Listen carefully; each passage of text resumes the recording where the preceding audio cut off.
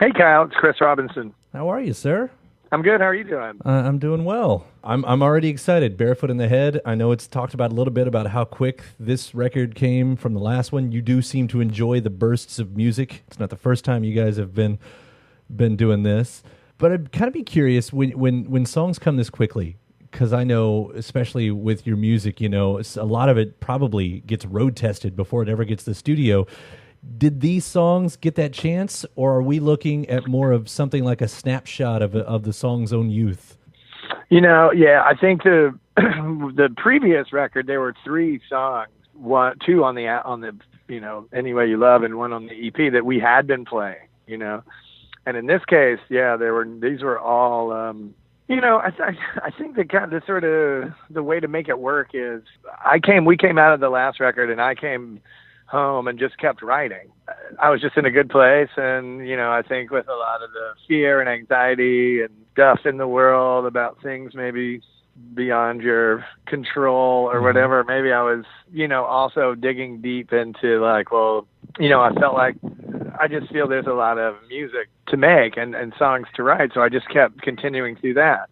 But I think the process was different because even though there were a few pieces that by the fall of last year I started playing a little piece on the bus, but I'm the verse and chorus person, and then we're lucky enough to still go into the studio and make recordings, and as archaic as it is, and it just seems like no matter what, this band, we thrive on the spontaneity, and when a certain group of musicians who can communicate on a certain dynamic, or in a certain dynamic, I should say, you can make something out of nothing. I think it's about being open and aware of when the right thing shows itself, and the other kind of funny thing is we've made a few records now and done a lot of sessions, and this was the second session that we produced ourselves. And we've never had an argument in the studio. There's never been a tense moment. There's just never been any of that. So, the atmosphere when we're ready to work and what's happening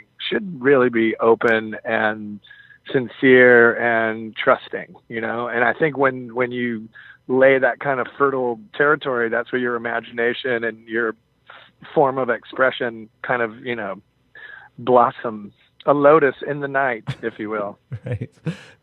I was about to go to the next question, and I won't hit on the past at all, other than to say the small bit of irony in what you just said about this band being called the Brotherhood and there being no fighting, and then your previous band and whatever history and lore exists there. And anyway, side note, personal chuckle. Well, it's funny, but I think you're subject to the kind of trial by fire you're born into, or at least the Black Crowes. What an amazing and unique experience to have, and I'm super proud of the music and the audience that we created. But that is, in a sense, we worked hard and we wanted to manifest success, but it was also something that happened to us, in a sense, and the way the music business works and stuff.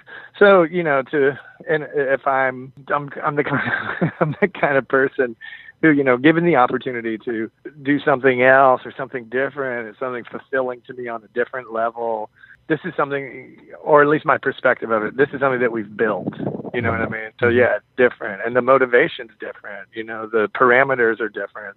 You're hitting on, I want to go back though, then, talking about that subject matter and why the writing was different and everything, and the timing. Obviously, you start writing these songs as all the election and all that's happening. And when I talk to a lot of artists, it is really sort of interesting how, because we're all dealing with everything that's going on out there at the same time, and I think we're all going through a similar process too, but we go from this bewilderment to, I hear a lot of people saying, hey, let's fix this, maybe, because some of you are getting hoodwinked. And I read your press release on this, and it's what you're talking about with this music, with the Chris Robinson Brotherhood. You say our music represents an honest way of communicating with people. Granted, you take the bells and whistles out of a show business presentation, so yeah, I would think that the vibes that we're putting out are different than, not so unique maybe to people in the, it's funny that we're considered in the jam band, but we're just kind of more lyrical and weird to be a jam band. Although, we're like rock and roll, you know what I mean? We still have like a good dose of rock and roll in us that makes it a little different. And then, but we like to have this other side of us that doesn't make us just a rock band. So we fit into this other thing. But I think the presentation should be, again, I learned a lot trying to do Escape from the Black Crowes in the early 2000s with the New Earth Mud. And, just like Steve McQueen in The Great Escape, I was back in the cell bouncing the ball up against the wall, not looking nearly as cool as Steve McQueen.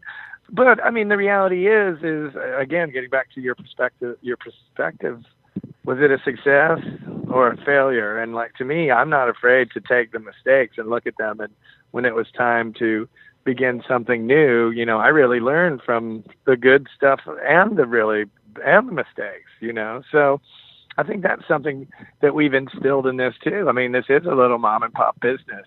We built this thing gig by gig. We're still doing it. You know what I mean? We still are not, we're in no place where everyone is living some life. I mean, we're living the life of true troubadours and doing it every night, and living on the bus and playing 5 nights out of the week and doing, averaging 115 shows a year. So, there has to be something there other than just a paycheck and, a gig. It's just not a gig. It's something else. And I think that's indicative of our scene as well, like the people that are interested in the new people that start to come, they're like, oh, this is a little different, and this is super open and friendly, and, something I want to be a part of. I feel safe, Now, I mean, the stuff you're projecting out there in the lyrics and in the music, because obviously music talks on its own too, I think is important right now. I think, the message you guys are putting out there is important. And, we and I'll hit on the song specifically too, because, the first few singles that's made it out, I really centered it on Behold the Seer. Yeah, well, it's kind of like the quintessential CRB.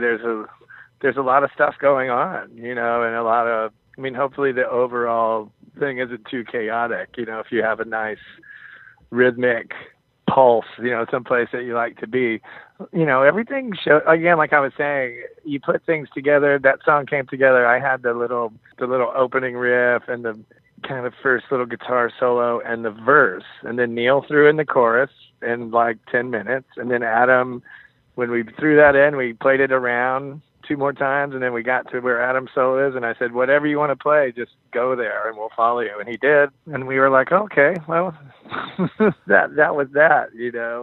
It really works that way a lot of times with us, that quickly, that everyone knows where the other person's going when it's at its best.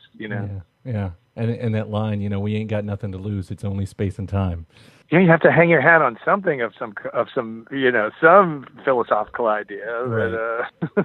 Well, and I'll bring up the album title as well, because everything that you're saying really seems to embody that title, Barefoot. What is it? Barefoot in the Head. Yeah. Barefoot is a state of mind. And that's a community. Yeah, and that's the kind of point. I mean, what I like about that is you don't have to have long hair, and you don't have to live in California, or you can.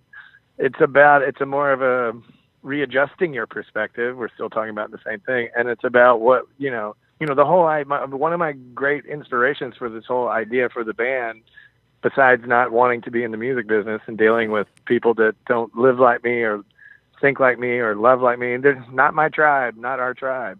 How do we spread the word of our tribe? And again, there's only really one way to the promised land, and that's by getting up and doing it, every day. And, there's a lot of great bands, man. Widespread Panic. And Fish, they're this giant thing, and people love to go to their parties, their parties, they like that group. They like what's going on. So to kind of start something new, like I said, in the craft beer thing here in California, when I saw people waiting in line and they could only buy 2 bottles of Pliny the Elder, this like craft beer out there. Mm-hmm. You can only buy 2 at a time, and it's more expensive than everything else. And people were leaving the place like clicking their heels, like they had this like grand elixir. And that really made sense to me too, though, about in terms of, we don't have to water down anything we're doing.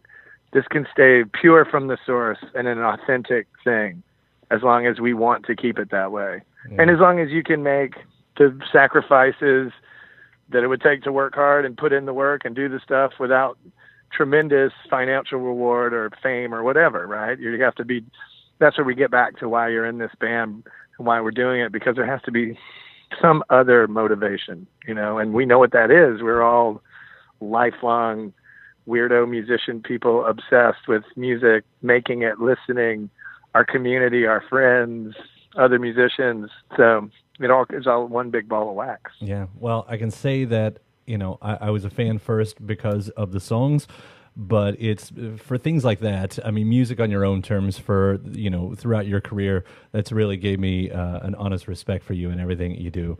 And, put it all together. And I look forward to these records when they come out. And as a fan, it's even better when they come this quickly. So thanks for that. Right on. Yeah, it is funny in a time where everyone's, producer driven, all pop, kind of adolescent driven. Everything's very surface. That, we're making records like bands did in 1969 and 1970. At least, if not 2 records a year, at least 1 a year, It's perfect. But again, we have the beautiful, lucky place to invent our mythology while we're dreaming down the road, it's pretty unique. And that is a thing that is severely lost in today's music culture, is the mythology. And that's, the reason we got rock and roll to begin with. A good song and the myth that goes along with it. So thanks for keeping that alive, too. Yeah, well, I mean, that's why, that's the seeds of that are still Chuck Berry and Fats Domino and Bo Diddley and Little Richard, and Charlie Rich, Jerry Lee Lewis, all that stuff, so the real rock and roll. I'll put you in that camp, too. It's okay. You don't have to say it. I'll do it for you. I don't think those guys really would appreciate the tie-dye and, the THC and all that kind of stuff. But, yeah. All right, Chris, thank you so much for the talk today. I'll relieve you and let you go about life, but we'll look forward to seeing you in September for the Bourbon Beyond Festival, and I'm looking forward to the release of Barefoot in the Head. Thanks so much, man. It was great. All right, man. Remember, everyone, free the illegal plants. There you Free go. all the illegal plants. And all right. All right, take care, man. Thanks a lot, man. All right, bye.